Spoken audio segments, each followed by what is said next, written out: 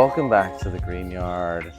For those of you that are new to our channel, this is my green yard. We're here in Central Phoenix, and about 4 years ago or so, we moved into this house and this yard, and I started kind of my journey into planting more of an edible space, edible flowering, beautiful landscape here.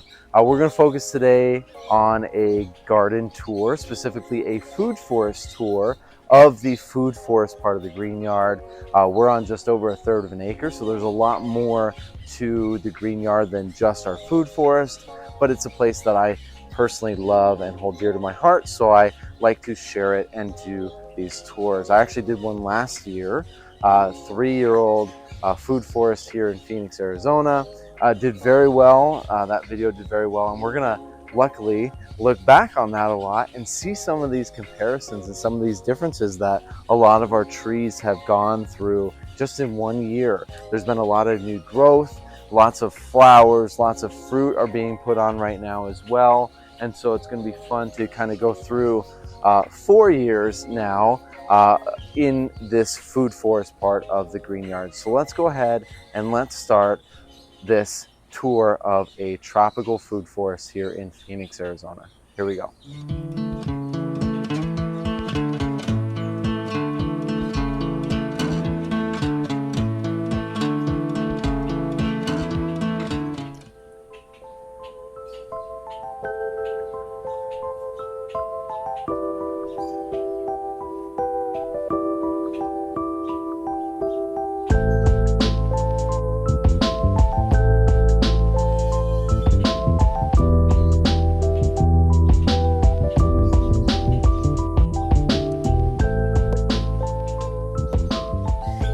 All right, so it's been 4 years since we moved into this house and gone through a couple variations. Some plants are older, some plants are about 4 years old, some are newer, planted last summer. I haven't planted anything in this part of the green yard since last fall, about September time, and we'll go and talk about some of those as well as we move through the food forest. We're actually going to start right here. We'll start with our Hall avocado tree. So this avocado tree kind of kick-started our new, kind of what the channel is now. I did a planting video back in 2021, I believe.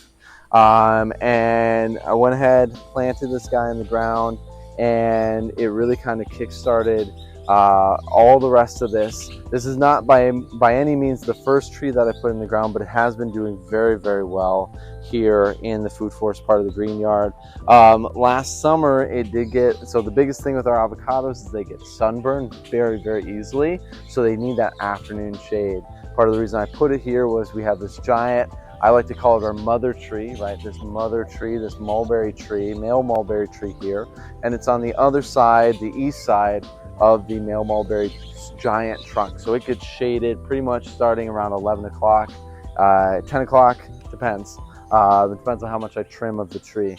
So it gets a lot of shade, and that's part of the reason why it's been doing so well, putting off a lot of new growth. It actually flowered this year, but it never held on to any fruit. It had a little baby avocado, which then fell off. So hopefully next year we get an actual avocado. We'll see. We're going to continue this way and kind of do a loop around and come back. Like I was saying, some things are planted here in the last year or so, a little bit less than a year. Our Adamoya is one of those plants. So our Adamoya is here, definitely on the smaller side of things. It was a small 3-gallon when we put it in the ground last September. And I did a planting video, so if you're wondering about planting that avocado, or I'm sorry, that Adamoya, definitely check out that planting video. But what's really cool is it's actually flowering already. So it's put on a whole bunch of flowers. I know you have to hand pollinate to get them to produce fruit. I wasn't really thinking that I was going to get fruit off this small tree, but it's really cool to see that it's flowering already, so it's ready to go, and hopefully we get fruit here in the next couple years. We're going to continue down this small pathway back to our kind of hammock space just past our koi fish pond here. When we first moved into the green yard and especially this food forest part of the green yard, it was nothing but dirt, and that was it. And so we're here on flood irrigation, and when we got our flood irrigation, it would just turn into this giant mess of mud everywhere, and that was it. It was hard to walk in, it took forever to dry out, and so that's kind of how the food forest was born. And one of the first things I did was I put in this koi fish pond here. It's about 3.5 feet deep, and we do have 5 koi fish in there. Kind of adds a little bit of an aesthetic to the space, and it also, I feel like it helps keeps it a little bit cooler in the summer and a little bit warmer in the winter as well, having this body of water tucked in amongst this microclimate. If we keep heading this way though, we do have these 2 rose bushes tucked away here in pots. They will eventually be put out in the front yard.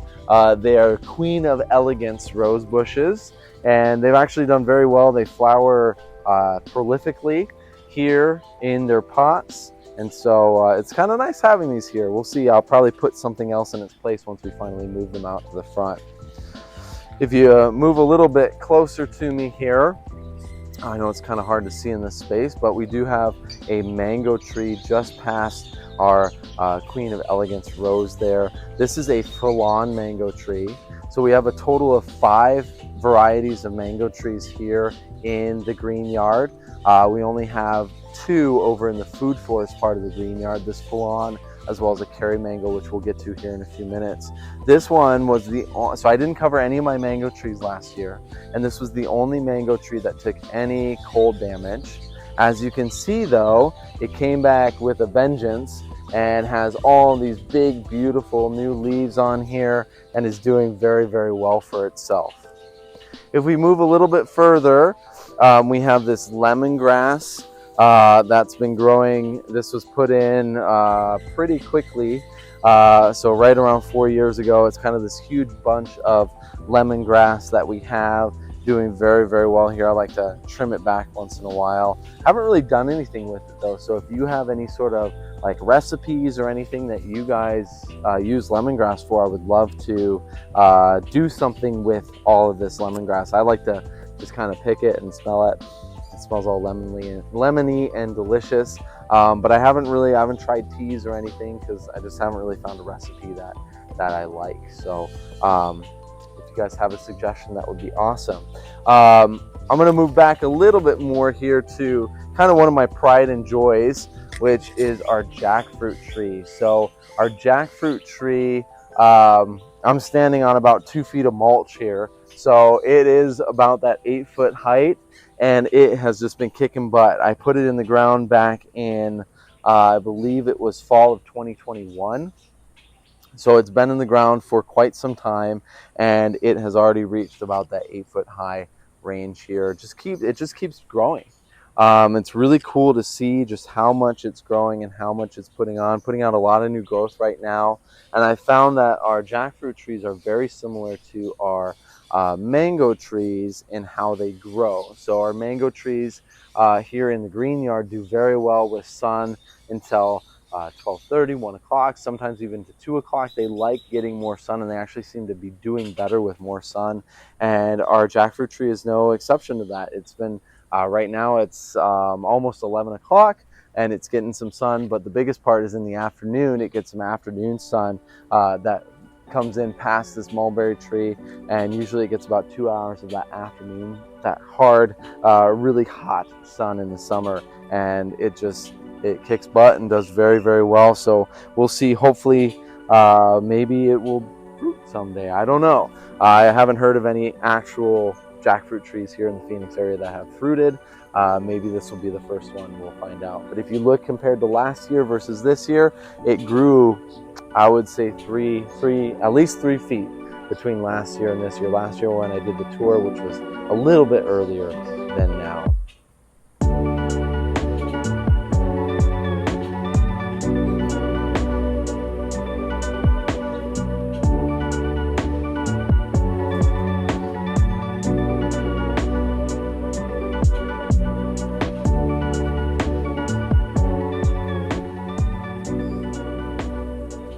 So we've kind of been on the perimeter of the food forest so far, and we're going to start moving into the actual food forest. And it's amazing the temperature difference just from where I was standing to now. I swear it feels like it dropped 10 degrees, which is amazing. We have this red dragon fruit here that I'm having trellis and kind of climb up the male mulberry tree. The goal with this is that eventually it will take over kind of this side of the tree, start fruiting and flowering off of the tree. I know once they start hanging down like this, that's usually when they start producing that fruit. We'll see. It's been in the ground for a couple years, and you know, it still seems to be establishing itself. You can see here it's finally starting to kind of hold on to the tree. I can't really move it, so it's really establishing itself in the trunk there. We have a small plumeria here. This plumeria hasn't done as well as some of our other ones. I don't know if it's just the variety, which I don't remember what variety it is, but I don't know if it's a variety reason or what the reason is, but a lot of our other plumerias have done a lot better than this one, but it is still alive coming out of winter. It still has some new leaves starting to come out. They just haven't reached their full potential yet. Moving past the koi fish pond here, we're gonna go kind of to this corner. This is probably the only tree that I lost during this last winter. I thought I lost 2 trees, but one just started coming back, and we'll talk about that here in a second. I'm very grateful because I thought it was gone, but it is coming back from the roots, which is okay. This one though, this is our Jacote tree, our hog plum. I've tried 2 now. This is the second one I've tried in this space. I thought this would be a good space because they like our sun, so I thought it could get some sun through here, but it does not like our cold. And even though I cold protected it, you can see all the C9 Christmas light bulbs, it did not make it through the winter, unfortunately. Next to it, we have our Kerry mango. This is the first mango tree that I bought. You can tell it's the first one I bought because I didn't know at the time how to properly prune our mango trees to get that really good growth structure. You can tell the difference between like our Falon or our fruit punch mango and this Kerry mango tree. This Kerry mango tree usually gives me about 4 or 5 fruit every year. It has a whole bunch on it right now, which is awesome, so I'm hoping for another good crop this year. But it kind of has grown into a ground mango, and it's growing on the ground. I didn't trim it right, so I'm debating, and maybe those of you that are more mango experts can help me decide. I'm debating whether to literally top it and cut it off right here and cut all this growth off here and start over, or to leave it like this and have it just end up being kind of this ground mango that takes over the ground part of this area in the food forest. So if you have any knowledge or experience with mango trees that were not structured correctly, just let me know. It'd be great to take care of this guy and give it its best life, right? Back on the back wall here, we have a yellow passion fruit. In a lot of like Latin American countries, they call it maracuya. I know in Peru they do. So this whole area is that yellow passion fruit. I haven't gotten the yellow passion fruit yet to actually produce any flowers or fruit. I'm hoping that, I was hoping this year it would, but so far it hasn't. Maybe as we get further into the summer it will. We used to have a purple possum passion fruit, but I ended up trimming it back at the wrong time, which was in the middle of summer last year, and unfortunately it did die. So I just have this yellow passion fruit, this maracuya, left. As we move along this wall here, the next one that we have, this is our jabuticaba. A really beautiful tree, putting out a lot of new growth this year. Really kind of branching out now. For a long time it was just kind of this middle part had leaves and had branches, and now it's really starting to spread out, which is great to see. I know jabuticabas grow really slowly just in general, but here in Phoenix they grow even slower than other parts of the world, and so I'm hoping eventually we can get some fruit from this guy. I know that jabuticabas do fruit here in the Phoenix area. In fact, when I toured Steven's house and did a tour. If you haven't seen it yet, definitely check it out. All of his fruit trees, most of his fruit trees are older, so they're all producing, and he does have a Java de Cava that did produce as well, and produce a lot of fruit too. This is our papaya. We have 3 papayas total here in the green yard. This is one of the, I would say probably not the best spot for a papaya here. It actually doesn't get enough sun. So you can see it's kind of reaching more towards where the sun is. Both of our other papayas get a lot more sun and have done a lot better and have produced a lot of fruit. This one has yet to produce any fruit. So with our papayas, I've noticed that yes, they do need that afternoon shade, but they actually like more sun. Just like our mangoes and our jackfruit, they like more sun. In fact, the ones that are producing usually get sun until about 2 o'clock in the afternoon, and they like more of that sun. So just a recommendation as you go and you start planting your papayas.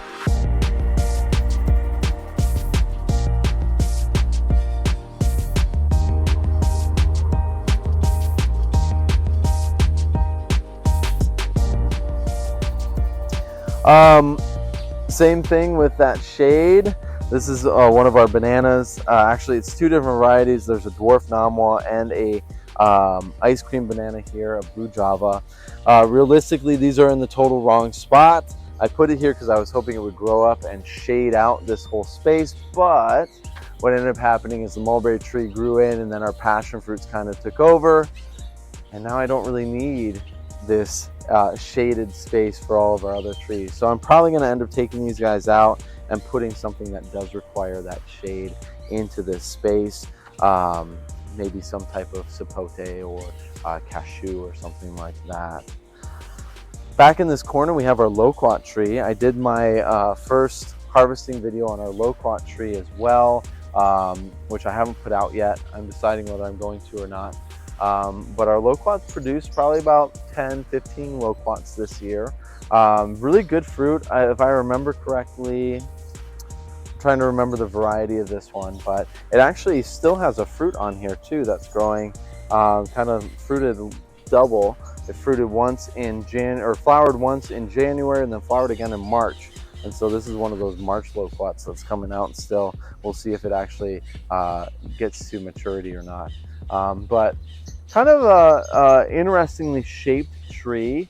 I'm not saying that this is the worst spot for it, but it probably could have used a little bit more sun in the morning sun. It gets some afternoon sun, which is why it has all these burnt leaves on here, is because there's kind of this hole in the canopy where it does get sun in the afternoon. And then behind me here, we have our Michaelia alba, which is flowering right now. One of the best smells in the world is a Michaelia alba flower. Really, really beautiful, beautiful tree. Just like our Java de Cava though, it grows very, very slowly here in Phoenix. So this tree was one of the first ones that I planted back in 2020, actually, fall of 2020. And it has only grown maybe 1.5 feet, 2 feet since it was planted back in 2020. So, you know, doing very well, put off a lot of new growth this year, a lot of flowers, but just grows really, really slowly. So if you are thinking about a more flowering tropical, subtropical tree, Michaelia alba is definitely one to go with. One of the nice things about this space is that our loquat, our Michaelia alba, and then some more of our other trees over there, like our lychee, our long end, they don't require any cold protection. They do fine with our winters, even at a young age. They actually like our winters more than our summers. So it's really nice not having to protect any of these trees or do anything with these trees because they like our winters, right? Here right in front of me, this is one of our, right next to our subtropical that's fine with our winter, is one of our ultra tropicals that does not like our winters at all. This is a sandhill tree, also known as a cotton fruit tree. From my research and understanding, It is a mangosteen, basically. It's related to a mangosteen. It's like the wild mangosteen, right? It's been through 2 winters already and is still putting out a bunch of new growth. Did very, very well this past winter, and I'm hoping that it continues to just grow and thrive. I have no idea if it's ever going to fruit here in the Phoenix area, but it is a very pretty tree. And you can see it's actually flushing out some of its old leaves right now, as well as it's putting out this new growth too. All right, so moving on from our cotton fruit tree here, we have one of our other ultra tropicals, which I thought it was my favorite tree. It's beautiful. It's about 4.5 feet tall. It is our soursop tree, and I was so disappointed because I ended up messing up this winter. I cold protect all these areas. I put frost fabric structure, which definitely check in October, November. Check out my video about growing and protecting those tropical fruit trees and how I do it here in the green yard. I like to use the supplemental heat, but then I also put frost fabric around it as well, and kind of like a box structure. It was protected, but we had a couple warmer nights in February after our cold front came through, and I ended up turning off the alternate heat source, and it died back. And I thought I lost it. I actually cut it off here because I thought I lost it, but as you can see, it's starting to sprout up again from the roots, and it's coming back. And luckily our soursop trees, I believe they're growing mostly either from cuttings or from seed. They're definitely not grafted, so I do not have to worry about like rootstock taking over or anything. So I'm going to let it come back, and hopefully it'll be stronger and happier and healthier than ever.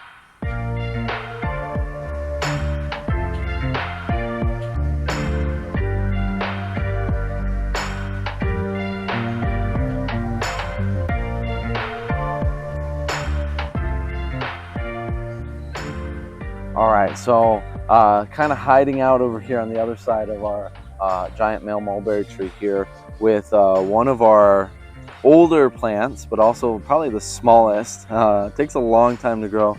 This is our miracle fruit. Creates kind of that red berry that makes everything sweet.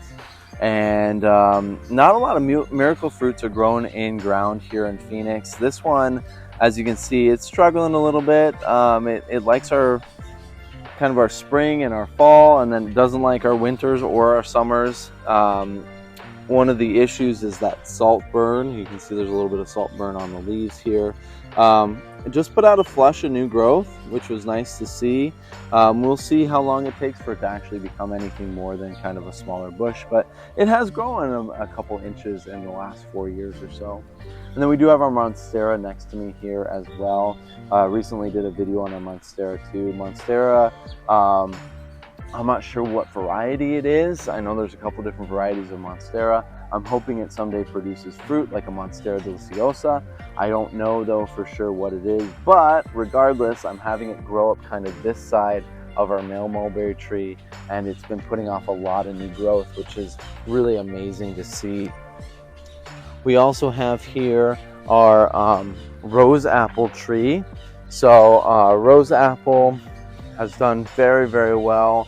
It's taken a while to grow too. It's actually starting to put out a good structure here and grow up. Otherwise it's been growing more on the ground, which you can see by some of these branches here, but it's finally starting to really structure out where it's growing up instead of on the ground, and putting out a lot of new growth this year. You can see even now, today it's supposed to be, I think, 109 degrees, and it's still putting out that new growth, which is really awesome to see.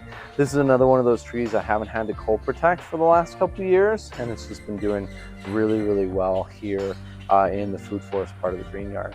The food forest part of the green yard is more of that space that we were just in, and then over here is more of our walking in space, right? Our introduction to the food forest part of the green yard that we have, where the koi fish pond is and everything else. Behind me, we have our Grumichama tree, also known as Brazilian cherry.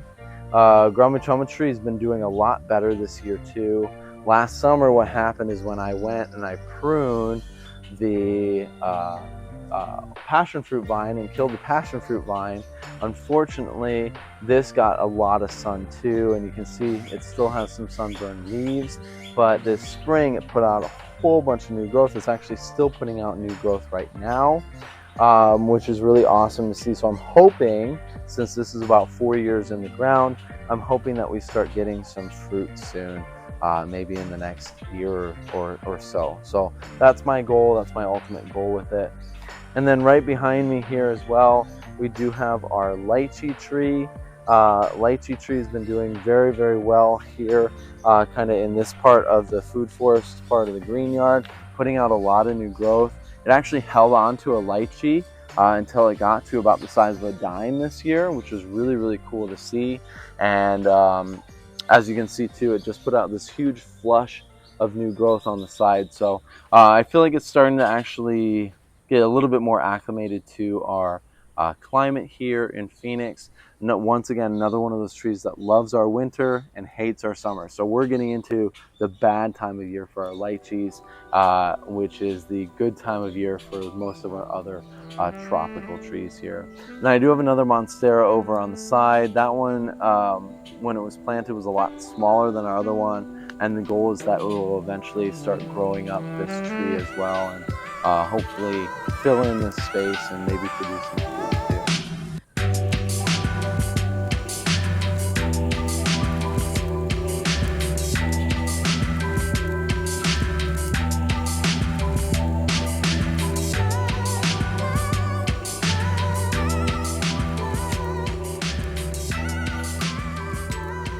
Let's start over here with our foxtail palm tree. Foxtail palm tree was planted a little over a year ago. It's actually been doing very, very well here in the food forest. The goal with this foxtail is that it will eventually kind of fill in this space, shade some of our other tropicals, subtropicals that we have here, and ultimately you know, just kind of be an awesome shade piece and talking piece here. Below it, we have our Suriname cherry. Suriname cherry tree keeps putting out a lot of new growth. I can tell it's really happy. Planted as a really small 3-gallon, and it's just taken a while for it to really establish itself. It's about 2 years old right now, 2.5 years old right now. It did flower again this year, but it did not hold on to any fruit, unfortunately. So maybe it'll get to a point where it starts holding on to fruit. I'm not sure. Okay. One of our papaya trees that's producing, this is actually probably the best papaya tree that we have. Produced a whole bunch of fruit. Now we're getting into the smaller fruit. I like to call them the personalized papayas, because it's a personalized serving. So you just cut it up and you can eat it. Very, very good papayas. And as you can see, these are last year's that made it through the winter.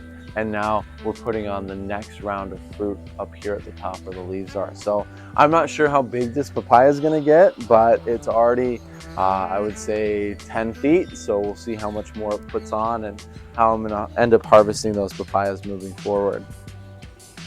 Below the papaya, we have our longin. Longin has been struggling a lot lately. Actually, since I planted it, it's been struggling. I'm not sure if it was just in the wrong spot. I know it gets too much sun. It actually would have been a lot better to put it over in another part of the food forest rather than right here, because it does get a lot of sun. But now that this papaya is getting so big, it does shade it like it is right now in the afternoon. And the longin has been doing a lot better since we've had that shade. So I'm hoping that it continues to put out new growth and hopefully continues to grow. I know a lot of people here in Phoenix have longins that do really well. They fruit. An easier one of our subtropicals to have produce here. I'm just not getting the success that other people are with this longin here. Now we're getting to some of our newly planted trees. These were both planted last September, just like our Adamoya that we talked about at the beginning of the video. This is our starfruit tree, doing really, really well, putting out a lot of new growth. I can tell it's really happy here in its spot, and I'm hoping that we get fruit starting next year. That's kind of my goal, but hopefully it fills in the space. I know starfruit trees can get really big here in the Phoenix area. We're talking 10, 15 feet tall. So I have a feeling that this space will be really good for it. Gets that afternoon shade. And once again, starfruit, this year I did protect it because I had just planted it in September, winter protection. But this following winter, I don't think I'm going to protect it. And one of the coolest things about our starfruit is that it does fruit through the winter. So usually early spring is when you start getting that harvest off of these starfruit trees. So definitely a tropical tree that I would recommend putting in your food forest. Here in Phoenix area, they do really well here. And then I didn't do a planting video on our custard apple, but this is our custard apple, doing really well. Already been through one winter as well, putting off a ton of new growth, and it has these really big leaves already. So I'm really excited to see what happens with that custard apple. One of those more, I'm gonna say, ultra tropicals, right? Like our soursop or our santol tree that we have over there. Our custard apple really doesn't like our winters, but definitely likes our summers and into that fall time. And as you can tell, it's doing really, really well here. But that kind of wraps up the food forest part of the green yard. If you guys have any questions about any of the trees that we mentioned or growing them, definitely mention it in the comments below. Be happy to answer any questions you guys might have. If you like what you've seen or you want more detailed information about one of the trees, definitely comment as well or follow us on social media, send me a chat. I like making videos that people want to see. So I've had a few this spring where people have asked me, how's the jackfruit tree doing? Or what about bananas? What do you do with bananas in the winter, right? And then I try to put out those videos based on those comments. So definitely if you want to learn more about any of these trees, these fruiting or flowering tropical trees here in our tropical food forest, let me know. And of course, as always, make sure to like and subscribe and live green, plant lots, and have fun. We'll see you guys next time.